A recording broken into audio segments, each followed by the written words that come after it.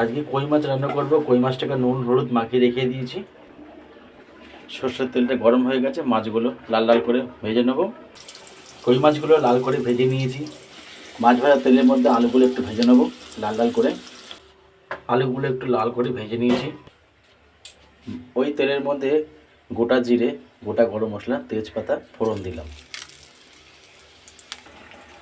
আদা রসুন পেঁয়াজ টমেটো শুকনো লঙ্কা হলুদ বাটা একেবারে সব দিয়ে দিলাম। এবার মশলাটাকে ভালো মতন কষিয়ে নেব।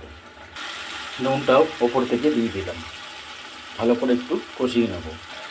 মশলাটা ভালো মতন কষানো হয়ে গেছে, মশলা থেকে তেল ছেড়ে দিয়েছে। এবার ভেজে রাখা আলুটাকে দিয়ে আরেকটু কষিয়ে নেব। ভেজে রাখা আলুগুলো দিয়ে আরেকটু কষিয়ে নেব আমি। মশলার সাথে আলুটাকে ভালো মতন কষিয়ে নিয়েছি। সেদ্ধ হওয়ার জন্য এবার জলটা দেবো আমি।